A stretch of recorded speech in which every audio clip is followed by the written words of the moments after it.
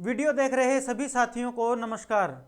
Welcome to our YouTube channel back ventures Pathshala. Back ventures Pathshala पर हम कर रहे हैं कम्पिटिटिव एग्जाम्स के लिए जनरल स्टडी, और इसी में हमने शुरू किया हुआ है पॉलिटी। और पॉलिटी में हम पढ़ रहे हैं कंपनी शासन के अंतर्गत आने वाले एक्ट्स के बारे में, यानी कि 1853 तक का पीरियड, या फिर आप कह सकते हैं कि 1857 तक का पीरियड हम पढ़ रहे हैं। ज़्यादा टाइम न लेते हुए हम आज का टॉपिक स्टार्ट करते हैं। टॉपिक स्टार्ट करने से पहले आप लोगों से एक रिक्वेस्ट है कि अभी तक आपने हमारा चैनल सब्सक्राइब नहीं किया है तो चैनल को सब्सक्राइब कर लीजिएगा। वीडियो और कंटेंट अच्छा लगे तो उसको शेयर कीजिएगा, कोई इशू लगे तो कमेंट में मेंशन कीजिएगा। स्टार्ट करते हैं हम आज का topic, the act of settlement 1781। ये क्या है? ये एक्ट लाया गया था, जो हमारा रेगुलेटिंग एक्ट आया था 1773 में, उसी में सुधार लाने के लिए लाया गया था। जो हमारा रेगुलेटिंग एक्ट 1773 था उसमें सुधार लाने के लिए एक्ट ऑफ सेटलमेंट लाया गया। हमें पता है कि इस एक्ट के तहत 1774 में, कब?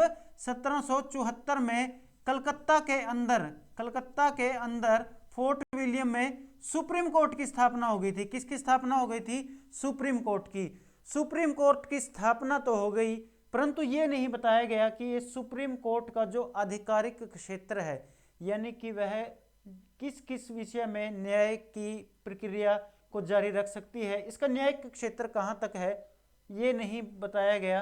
तो दिक्कतें पैदा हो गई। दिक्कतें क्या पैदा हो गई? सबसे पहले तो जो 1777 में कोर्ट ऑफ डायरेक्टर, क्या?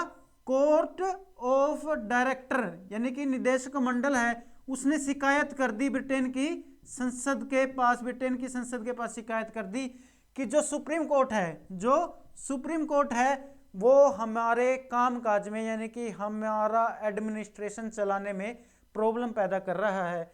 तो संसद ने कहा ठीक है, और कोई दिक्कत हो तो बताओ। इन्होंने कहा नहीं, और कोई दिक्कत नहीं है। तो ब्रिटेन की पार्लियामेंट ने क्या किया? ब्रिटेन की पार्लियामेंट ने इनकी शिकायत पे एक कमेटी का गठन किया, जिसको कहते हैं टचिज कमेटी। टचिज कमेटी का गठन किया, और इसी कमेटी को लगाया गया निगरानी के लिए कि आप देखो प्रशासन कहाँ का? बंगाल का। कहाँ का? बंगाल का, बिहार का, उड़ीसा का। वहाँ का प्रशासन देखो। अगर वहाँ के प्रशासन में आपको कोई दिक्कत लग रही है तो हमें बताओ। टचिट कमेटी ने पाया कि हाँ, प्रशासनिक कार्यों में दिक्कत आ रही है, तो टचिट कमेटी की सिफारिश पर ही लाया गया था ये सेटलमेंट एक्ट। इसके साथ साथ और इसमें क्या था?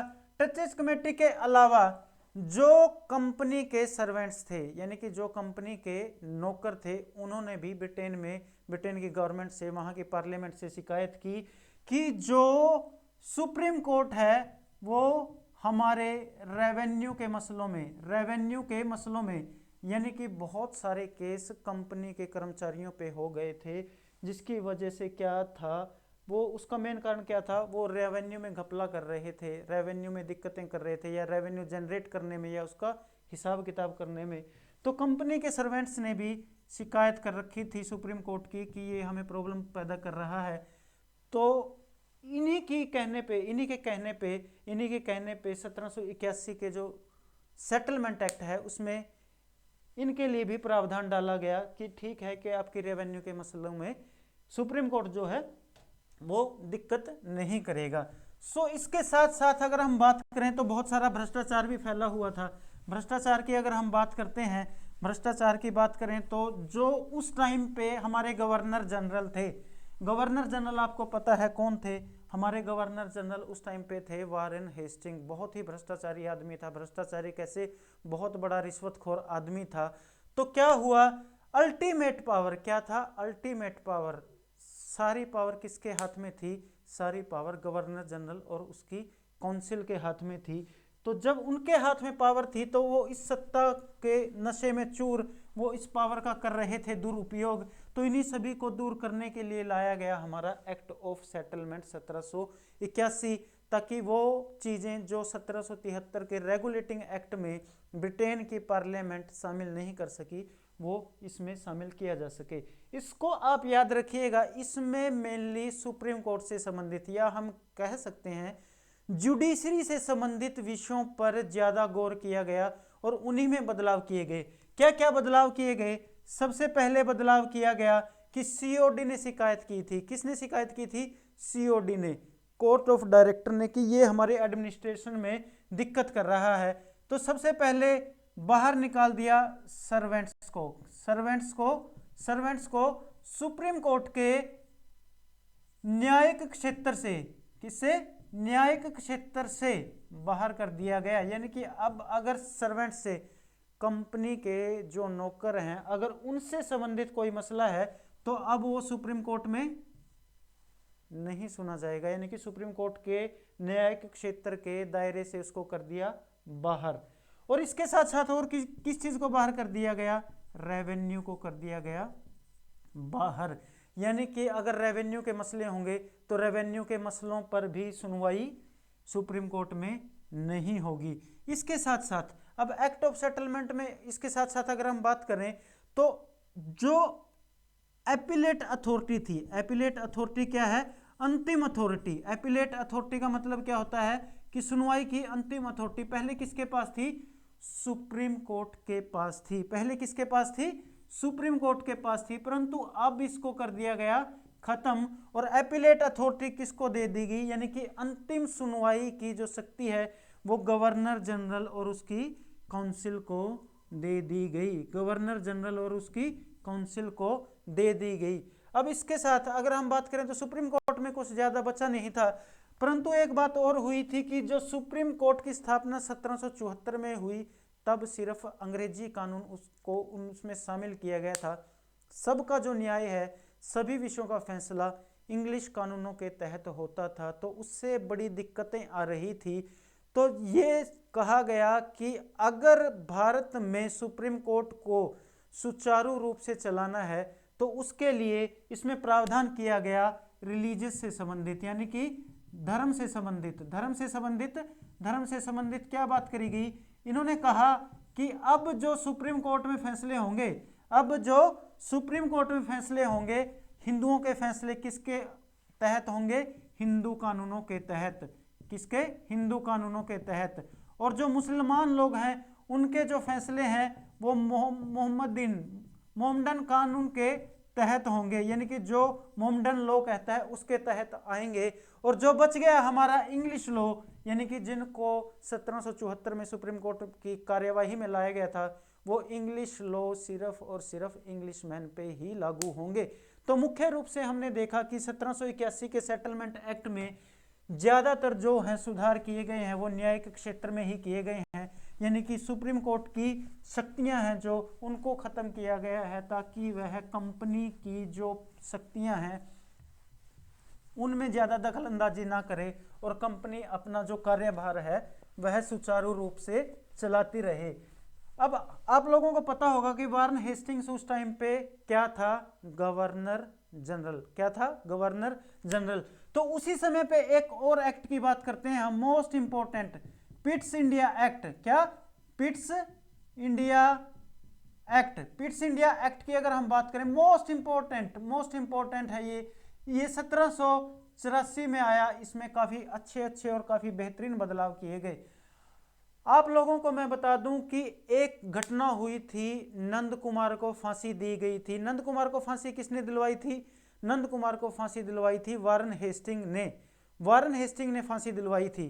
तो उसके बारे में जब हम जिक्र करेंगे, पिट्स इंडिया एक्ट जब भारत में लाया गया तो ये भी सुधार करने के लिए ही लाया गया था। सबसे पहले इसने काम क्या किया? देखो, पिट्स एक व्यक्ति का नाम है। पिट क्या है? एक व्यक्ति का नाम है जो ये एक्ट भारत के अंदर लेके आया था पार्लियामेंट में, जिसने इस एक्ट को पेश किया था। अब जो पिट्स था उसने कंपनी को कहा कि अब आप सिर्फ और सिर्फ एक व्यापारिक यानी कि कमर्शियल बॉडी नहीं रहे हैं। आप जो भारत के अंदर है, आपकी जो पॉलिटिकल इन्फ्लुएंस है या आपका जो राजनीति में जो भागीदारी है वो बढ़ती जा रही है। तो बेहतर यही है कि आप ये चीज क्लियर कर लो कि ये हमारे कमर्शियल काम है और ये हमारे पॉलिटिकल काम है। तो उसके लिए पिट्स इंडिया में इन्होंने प्रावधान डाल दिया। क्या प्रावधान डाल दिया? उन्होंने कमर्शियल मतलब व्यापार से संबंधित, और जो पॉलिटिकल यानी कि जो राजनीतिक विषय थे उनको कर दिया अलग अलग। यानी कि अब क्या है, जो कमर्शियल है, जो कमर्शियल बॉडी है वो कमर्शियल काम करेगी और जो पॉलिटिकल बॉडी है वो पॉलिटिकल, यानी कि कार्यों को अलग अलग तय कर दिया गया कि ये कार्य जो हैं ये व्यापारिक उसके अंतर्गत आते हैं और ये जो आप कार्य कर रहे हैं ये राजनीति के अंतर्गत आते हैं। अब इनको अलग अलग कर दिया तो इनके लिए एक सुविधा कर दी गई। क्या सुविधा कर दी गई कि दो बॉडी की स्थापना करी गई। कौन सी दो बॉडी? एक बॉडी का नाम था कोर्ट ऑफ डायरेक्टर। क्या नाम था? Court of director. क्या? कोर्ट ऑफ डायरेक्टर मतलब निदेशक मंडल। क्या? निदेशक मंडल। आपने इसके बारे में पढ़ा ही है, निदेशक मंडल के बारे में। और एक थी जो थी उसको कहते हैं बोर्ड ऑफ कंट्रोल। क्या कहते हैं? Board of control. Board of control मतलब नियंत्रण बोर्ड है, नियंत्रण बोर्ड। अब देखो जो ये कोर्ट ऑफ डायरेक्टर है इसका काम था कमर्शियल विषयों को देखना, यानी कि व्यापार से संबंधित मसलों को देखना, कामकाज को, उनकी मैनेजमेंट किसके हाथ में थी? कोर्ट ऑफ डायरेक्टर के हाथ में थी। और जो राजनीतिक काम थे उनको कौन करेगा? उनको करेगा बोर्ड ऑफ कंट्रोल। अब जब ये बोर्ड ऑफ कंट्रोल है इसके बारे में थोड़ा सा डिटेल में हम देख लेते हैं। बोर्ड ऑफ कंट्रोल की बात करते हैं। बोर्ड ऑफ कंट्रोल एक संस्था थी जो देखती थी कंपनी के राजनीतिक कामों को। तो हम एक किस्म से ये बात कह सकते हैं कि जो कोर्ट ऑफ डायरेक्टर है वो किसके प्रतिनिधि थे, किसके रिप्रेजेंटेटिव थे? वो थे कंपनी के रिप्रेजेंटेटिव। परंतु जो बोर्ड ऑफ कंट्रोल था, जो राजनीतिक विषयों को देख रहा था, वो किसका रिप्रेजेंटेटिव था? वो ब्रिटेन की गवर्नमेंट का, वहां की संसद का रिप्रेजेंटेटिव था। जो बोर्ड ऑफ कंट्रोल है, जो बोर्ड ऑफ कंट्रोल है, ये कौन से मसले देखता था? नियंत्रण। जो नियंत्रण बोर्ड है वो कौन से मसले देखता था? राजनीति से संबंधित मसलों को देखता था। और इसमें कितने सदस्य थे? इसमें 6 मेंबर थे। 6 मेंबर थे। क्या इसके पास कुछ ऐसी अलग से शक्ति भी थी या फिर ये वैसे ही कंट्रोल नाम का था? बिल्कुल था। इसके पास एक ऐसा कंट्रोल था। कंट्रोल क्या? कि जो गवर्नर जनरल है, जो उस टाइम पे कौन थे? Warren Hastings. और जो उसकी काउंसिल है, अगर इन्होंने मिलके कोई कानून बनाया, कोई कानून, तो जो ये बोर्ड ऑफ कंट्रोल है ये इस लॉ को रद्द कर सकता था। क्या कर सकता था? रद्द कर सकता था। कहने की बात ये है कि गवर्नर जनरल और उसकी काउंसिल को के बनाए गए कानून को रद्द करने की शक्ति किसके पास थी? बोर्ड ऑफ कंट्रोल के पास थी। इसके अलावा बोर्ड ऑफ कंट्रोल के जो 6 मेंबर थे, अब हमने जो पीछे पढ़ा 1781 के सेटलमेंट एक्ट में हमने पढ़ा था कि जो कंपनी के सर्वेंट थे, कंपनी के नौकर थे, उनको सुप्रीम कोर्ट के न्यायिक क्षेत्र से बाहर कर दिया गया था। अब जब उनको बाहर कर दिया गया तो फिर उनके मसलों की सुनवाई कैसे होगी? उनके मसलों की सुनवाई के लिए इंग्लैंड में, क्या? इंग्लैंड के अंदर एक कोर्ट की स्थापना कर दी गई, जिसमें क्या होते थे? कंपनी के जो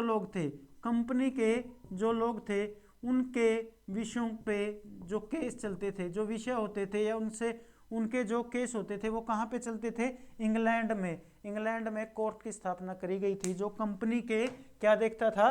कंपनी के सर्वेंट्स के विषयों के बारे में, उनकी दिक्कतों के बारे में, उनकी प्रॉब्लम्स के बारे में, या उनसे किसी को कोई दिक्कत है। इसके अलावा जो पिट्स इंडिया एक्ट में क्या किया गया? पिट्स इंडिया एक्ट में एग्जीक्यूटिव, क्या? एग्जीक्यूटिव का मतलब होता है कार्यपालिका। एग्जीक्यूटिव और जुडिशरी को भी अलग कर दिया गया। एग्जीक्यूटिव का मतलब होता है कार्यपालिका और जुडिशरी का मतलब होता है न्यायपालिका। इनको कर दिया गया अलग अलग। अब कार्यपालिका और न्यायपालिका को अलग करने का भी बहुत बड़ा कारण था। कारण क्या था? कि जो हमारे उस टाइम के गवर्नर जनरल थे जिसका नाम था वारन हेस्टिंग ने नंद कुमार को फांसी दिला दी थी। जो वारन हेस्टिंग है जो वो बहुत ही भ्रष्टाचारी आदमी था। और एक व्यक्ति था जिसका नाम था नंद कुमार ने क्या था? नंद कुमार ने वारन हेस्टिंग्स के जो भ्रष्टाचार है उसके खिलाफ आवाज उठाई थी, उसकी पोल खोलने की कोशिश की थी। इसके अलावा बहुत सारे ऐसे केस हो गए थे जिसमें वारन हेस्टिंग्स के भ्रष्टाचार की पोल को खोला जा रहा था। नंद कुमार को वारन हेस्टिंग्स ने फांसी दिलवा दी, किससे? सुप्रीम कोर्ट से। क्यों?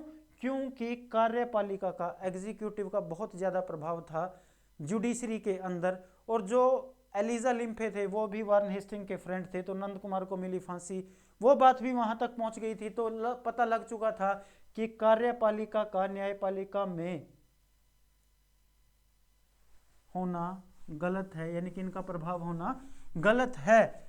तो न्यायपालिका और कार्यपालिका को भी अलग करना बड़ा जरूरी था। इसके साथ साथ क्या किया गया, जो काउंसिल थी, हमें पता है कि गवर्नर जनरल और उसकी काउंसिल होती थी।